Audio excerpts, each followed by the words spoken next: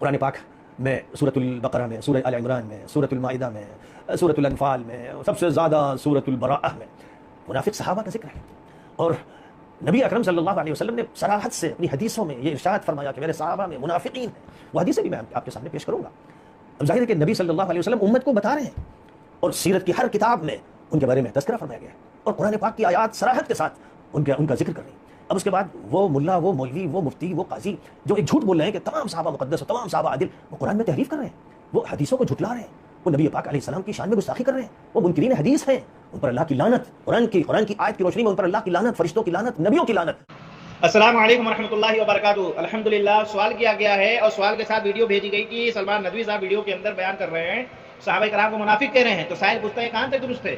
جب میں وہ ویڈیو دیکھ رہا ہوں تو سلمان صاحب اس کے اندر بیان کر رہے ہیں سورہ بقرہ کے سورہ کا نام لیا، سورہ انفال کا نام لیا، سورہ مائدہ اور خاص طور سے سورہ براءہ جو قرآن مجید کی یہ جو صورتیں ہیں اس کا نام ذکر کر کے کہتے ہیں اس کے اندر اللہ رب العالمین نے صحابہ کو منافق کہا ہے. نعوذ باللہ. اللہ اکبر. اور آپ کہتے ہیں، سلمان ندوی صاحب کہتے ہیں کہ آپ صلی اللہ علیہ وسلم حدیث میں بھی صراحت کے ساتھ موجود ہے کہ آپ صلی اللہ علیہ وسلم فرمایا ہمارے صحابہ منافقین ہیں. آگے کہتے ہیں سلمان ندوی صاحب یہ ملا، یہ مولوی، یہ قاضی، یہ مفتی، یہ سب جھوٹے ہیں، یہ گستاخ رسول ہے، منکرین حدیث ہے اور ان پر لعنت بھیجتے ہیں سلمان ندوی صاحب. جب میں وہ ویڈیو دیکھا تو میں کیا بتاؤں، افسوس بھی ہوتا ہے اس بندے کے اوپر کہ اللہ اس کو ہدایت دے. میں ان کے عمر کا لحاظ کرتا ہوں لیکن اس کا مطلب ہرگز یہ نہیں کہ ہر ایرا گہرا، ہر پدی کا پدی شوربا کھڑا ہو جائے اور اللہ کے رسول صلی اللہ علیہ وسلم جانثار صحابہ کے اوپر طنز کرے، صحابہ کرام کے شان میں گستاخی کرے تو برداشت کر لیا جائے گا. ہرگز نہیں. جو بھی صحابہ کے شان میں زبان دراز کرے گا اس کو زبان پکڑ کھینچ لی جائے گی اور اس کو عوام کے سامنے اس کی حقیقت بیان کی جائے گی. سلمان ندوی صاحب آپ اپنے دماغ کا علاج کرائیں، برائے مہربانی علاج کرائیں. کیوں؟ اللہ رب العالمین دنیا کے اندر بھی ایسے لوگوں کو عذاب میں مبتلا کرتا ہے جو لوگ صحابہ کرام کے شان گستاخی کرتے ہیں، صحابہ کے شان میں زبان دراز کرتے ہیں. ان کو اللہ رب العالمین دنیا میں بھی مارتا ہے اور آخرت میں بھی ان کو ذلت کی مار پڑتی ہے. تو اپنے دماغ کا علاج کرا لے، توبہ استغفار کر لے، ابھی بھی وقت موقع ہے، وقت ہے. یہ تو کھلا ہو گیا کہ آپ رافضی ہے، آپ سبائی گروہ کے ایجنٹ ہے، بالکل کھلا ہو گیا، یہ پتہ چل گیا عوام کو. اب آپ بہکا نہیں سکتے ہیں، آپ کا جو اصلیت ہو سامنے نمایاں ہے، سب جان چکے ہیں آپ کی حقیقت کو. آپ اب بیوقوف نہیں بنا سکتے.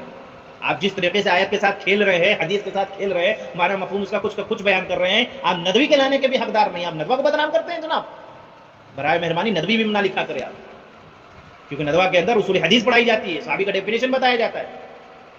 جو ہمارے کابرین ہیں، ہمارے جو علماء کرام ہیں، مفتیان ہیں، جو صحابہ کرام کے فضائل کو بیان کر رہے ہیں، منکرین حدیث کی حقیقت کھول دے رہے ہیں، پوسٹ مارٹم کر دے رہے ہیں ان کا، صحابہ کرام کے تقدس کو بیان، آپ ان کو برا بلا کہہ رہے ہو، آپ ان کو جھوٹے کہہ رہے ہو، گستاخ رسول کہہ رہے ہو. جناب آپ تو خود یہ کام کر رہے ہو، آپ خود گستاخ رسول ہو، آپ صحابہ کرام کے شان گستاخی کر رہے ہو. آپ سرے سے صحابہ کرام کو مشکوک ٹھہرا رہے ہیں.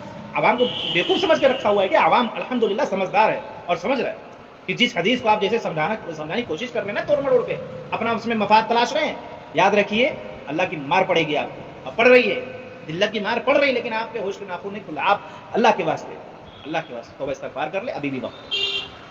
اللہ رب العالمین قرآن کے اندر سورہ بقرہ آیت نمبر 137 کے اندر ارشاد فرماتا ہے فَإِنْ آمَنُوا بِمِثْلِ مَا آمَنْتُمْ بِهِ فَقَدْ اهْتَدَوْا. کہ اگر تم ہدایت چاہتے ہو تو صحابہ کے مثل ایمان لاؤ. جناب اس آیت میں اللہ رب العالمین نے صحابہ کے ایمان کو معیار قرار دیا. تو جب صحابہ کرام ہی مشکوک ہیں تو پھر قرآن نے انہیں معیار کیسے قرار دیا؟ بولو. دراصل منکرین حدیث جو ہے نا وہ صحابی کے لغوی معنی اور اصطلاحی معنی میں فرق نہیں کرتے. یا تو ان کو علم ہے، چھپاتے ہیں، حقیقت پتہ ہے لیکن جان بوجھ کر صحابہ کے شان گستاخی کرنے کے لیے اس طریقے کے پروپیگنڈا کرتے ہیں. اصول حدیث میں جناب سن لیجیے غور سے، اور اہل علم بھی جانتے ہیں اس چیز کو، اصول حدیث میں جب صحابی کا لفظ استعمال ہوتا تو اصطلاحی معنی میں ہوتا ہے یعنی ایسی شخصیت جس نے ایمان کی حالت میں اللہ کے نبی جناب اکرم محمد رسول اللہ علیہ وسلم کی صحبت اختیار کی ہو اور ایمان ہی کی حالت میں اس کی وفات ہوئی ہو. تو میرے بھائی اس تعریف کے مطابق راویان حدیث میں ان لوگوں کو صحابی کہا ہی نہیں جائے گا جو منافق ہوں گے. جو منافق ہوں گے وہ صحابی نہیں ہو سکتے، جو صحابی ہوں گے منافق نہیں ہو سکتے. یہ کان کھول کے سمجھ لیجیے آپ. اور میں عوام سے بھی یہ کہوں گا کہ جو صحابی ہوں گے منافق نہیں ہو سکتے اور جو منافق ہوں گے اس میں صحابی نہیں ہو سکتے. تو یہ جو بیان کیا جا رہا ہے، پہلی بات جو یہ حدیث ہے، دیکھیے وہ حدیث انہوں نے میرے اس کلپ کے اندر نہیں ہو سکتا، پوری کلپ میں میرے پاس نہیں آئی ہے، ہو سکتا ہے اس کے اندر موجود ہو.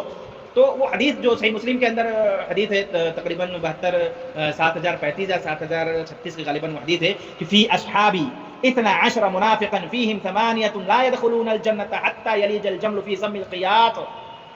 اللہ اکبر.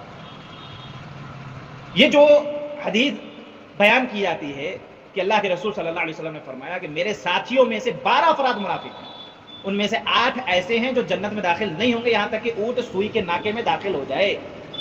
کیا مطلب؟ اونٹ جب سوئی کے سوراخ سے داخل نہیں ہو سکتے تو یہ بھی جنت میں نہیں داخل ہو سکتے۔ کہ آپ صلی اللہ علیہ وسلم فرمایا میرے اصحاب میں سے 12 منافق ہیں، 8 داخل نہیں ہو سکتے جنت میں۔ تو میرے بھائی پہلی بات، اصحاب کا لفظ آ گیا تو اس سے مراد ضروری نہیں کہ اصل صحابی ہی مراد ہو، کیونکہ بخاری کی ایک حدیث میں ہے میرے بھائی، اگر آپ غور کریں بخاری کی حدیث میں ہے جس میں آپ صلی اللہ علیہ وسلم بلال رضی اللہ تعالیٰ عنہ کے کپڑے میں چاندی تھی تو آپ صلی اللہ علیہ وسلم اس سے مٹھی بھر بھر کے لوگوں کو دے رہے تھے۔ ایک شخص آتا ہے اور کہتا ہے محمد عدل کیجیے۔ آپ صلی اللہ علیہ وسلم فرمایا تیرے لیے ہلاکت ہو، اگر میں عدل نہیں کر رہا تو کون عدل کرے گا؟ اگر میں عدل نہیں کر رہا تو میں ناکام ہوگا، خسارے میں پڑ گیا۔ اس پر حضرت عمر رضی اللہ تعالیٰ عنہ عرض کی، اے اللہ کے رسول مجھے اجازت دیجئے میں اس منافق کو قتل کر دوں۔ اللہ اکبر۔ حدیث کس طرح ہے؟ دعانی یا رسول اللہ صلی اللہ علیہ وسلم فاقتل هذا المنافق فقال معاذ الله ان يتحدث الناس انی اقتل اصحابی۔ تو آپ صلی اللہ علیہ وسلم نے فرمایا میں اس بات سے اللہ کی پناہ مانگتا ہوں کہ لوگ ایسی بات کریں کہ میں اپنے ساتھیوں کو قتل کرتا ہوں، کہ محمد اپنے اصحاب کو قتل کرتا ہے۔ تو یہ اصحابی سے مراد اصل صحابی نہیں ہے جناب، اصل صحابی نہیں ہے۔ ہاں، لفظوں کے ساتھ کھیل مت کھیلا کریے۔ اگر آپ پوری پوری حدیث بیان کرے تو بات واضح ہو جائے، لیکن جب دل میں چور ہوگا نا تو انسان جیسے انجینئر مرزا کرتا ہے، آدھی ادھوری باتیں بیان کرتا ہے۔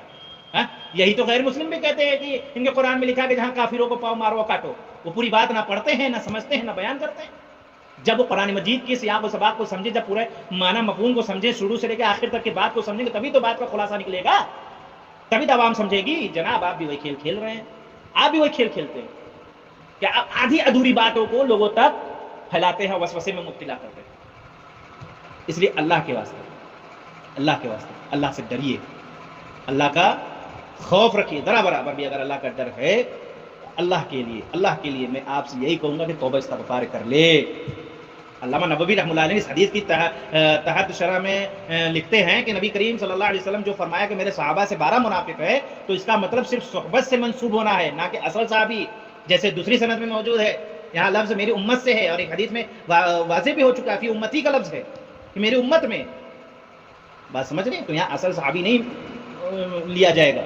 تو لفظوں کے ساتھ مت کھیلیے، اللہ کے لیے آپ کی رافضیت نمایاں ہو چکی ہے، مت ڈھانپنے کی کوشش کیجیے۔ آپ سبائی گروہ کے ایجنٹ ہیں، یہ کلیئر کٹ ہو گیا ہے، آپ اس کو آپ ڈھانپ کر اپنے آپ کو مسلمان نہیں ثابت کر سکتے۔ میں آپ کے حق میں سے دعا ہی کروں گا کہ اللہ آپ کو ہدایت دے۔